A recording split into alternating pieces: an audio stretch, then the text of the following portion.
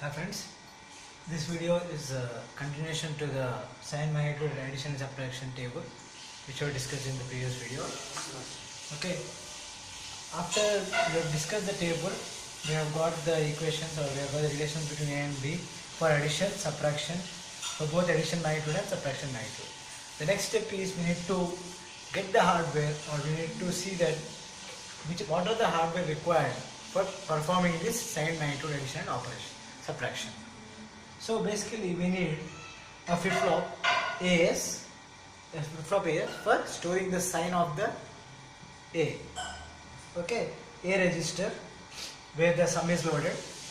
Now again parallel adder, as already we seen the adders. Okay, parallel adder is required for addition A and B. Even we perform the addition using subtraction using addition. So we need a parallel adder. Complementer, which makes the complement of B. We'll discuss why we need to get the complement of B. Then a B register, a flip-flop for BS. This is AVF, add overflow carry. After addition, if you get any carry, after result, that will be stored in the stored in the area. This is output carry.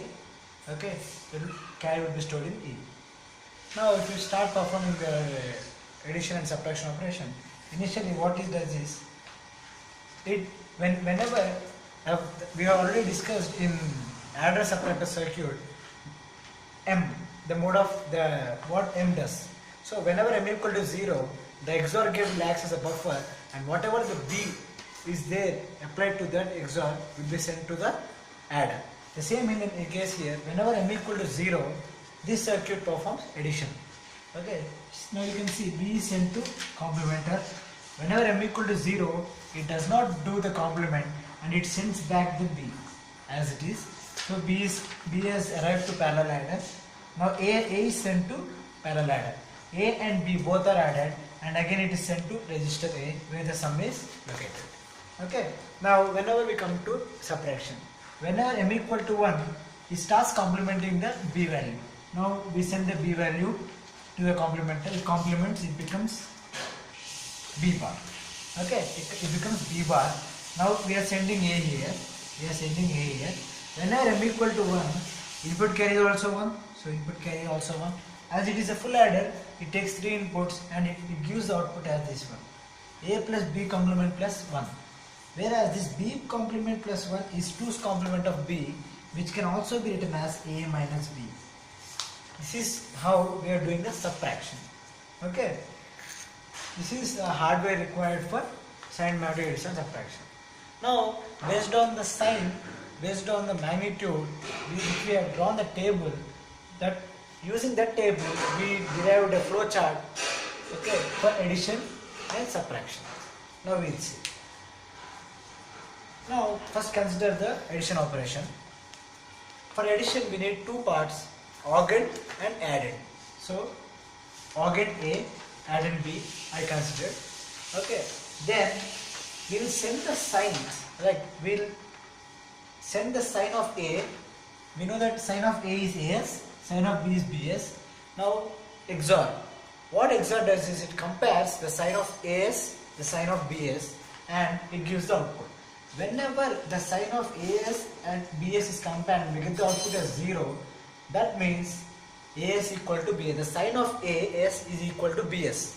So we'll do the addition then, and it is sent into the A register. Okay.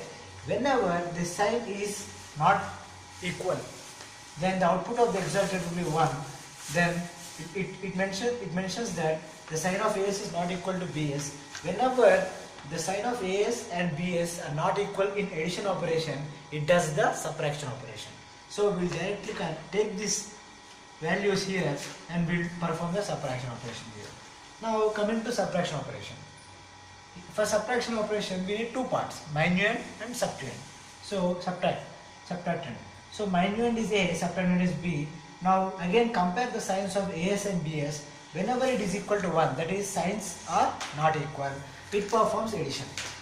Whenever here signs are not equal, in addition operation it is performing subtraction. Whenever here signs are not equal, it is performing addition. Okay, whenever they are equal, it then A is equal to B as signs are equal. We perform the subtraction. Okay. Now this is uploaded to, if any output carry we get, it is uploaded to add overflow carry and the end of the add operation. Now we are continuing to the second operation here, subtraction operation. After subtraction, we stored in E. If E equal to 1, we stored in E. Now if the carry is 1, it says that if E is 1, it says that A is greater than B, and what is the answer we got is correct. Okay. When E equal to 1, it says that A is greater than B. Now after that, if A is equal to 0, then set the sign of the A to 0. Okay, thereby ending the program. If A is not equal to 0, then forward this A to the end of the program, where the result is stored in A. Result is stored in A and sign is stored in AS. This is important. Result is stored in A and sign is stored in AS. So whatever may be the result we are obtaining here, that is stored in A. Now other case is if E is 0, that means A is smaller than B. For A, whenever A is smaller than B, we need to consider the complement for A. Now what I have done is complement of A, and now assign the same sign and add with the B. Then we get the subtraction term. Okay, this is the important case. In any of the case, we don't need the complement of A, but whenever A is less than B, we need a complement of A. By making complement of A, we'll add it to the A plus 1 and we get the result. Okay. I hope this is clear for all, and thank you all. This is also for the video.